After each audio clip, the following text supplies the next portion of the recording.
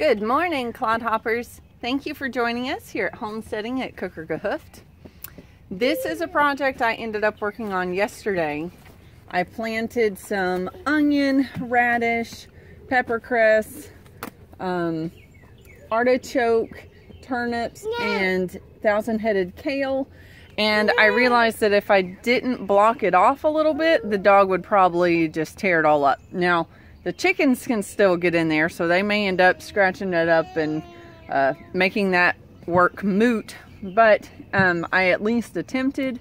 And I just used leftover fencing that we picked up from some friends of ours from a Craigslist post. And then disassembled part of an old compost pile to get this little door here. It's not the sturdiest ever, but really the intention is just to keep the dog out to deter him from getting there. And we did reuse some twist tie kind of things. Those were actually from a toy of Malachi's that he got at Christmas, and we had just opened it recently, and so I was like, hey, that'll work. That way it doesn't go in the trash, it gets another use. So it is time to let out the chickens and just kind of do a little piddling. I might try to cut some grass for the goats that's in our driveway. Remember, we need rock in our driveway, so the middle is like a lawn. Anyway, some of it's getting kind of tall, and I'd prefer to let the goats have some of it than not. The only reason I don't plan on feeding it to the rabbits right now is because we've had so much rain. I just would rather be safe than sorry, because there can be a spore that gets on grasses whenever there are heavy rains, and if the rabbits eat those spores, it can kill them, and it can be a somewhat lengthy, painful ordeal. So I'd rather avoid that if possible. So the goats need grass, so that's what they'll get. I also wanted to mention that I went back and reread the instructions for these onions and leeks, and as bunching onions I was supposed to plant them in bunches.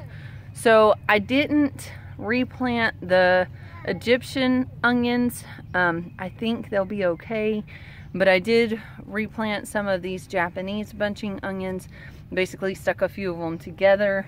And then I did the same with these leeks, and I was correct that the leeks are folded leaves, whereas these other two are onion leaves. So just wanted to give that update. Well, I thought you wanted out. Can you give me your hand?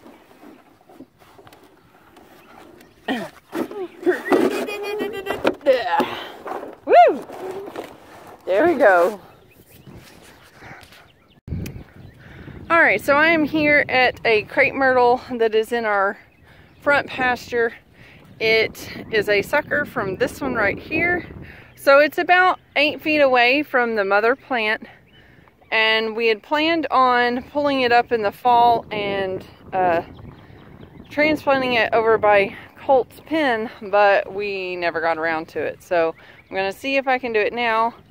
And yes, I realize a garden fork is not the proper tool for this job, but I'm being too lazy to go find the sharpshooter spade. But I'll probably have to go back and get it anyway, just to be able to clip the root that connects it to the mother plant. Oh well. We'll see how far we can get with just this. Well, I just looked at the time, and really, it's time for Malachi and I to go in to get ready for church. So hopefully it won't be raining this afternoon, and Justin and I can work on this project together. And it may be better that way anyway, because then y'all can see more of the actual project instead of just bits and pieces. We shall see.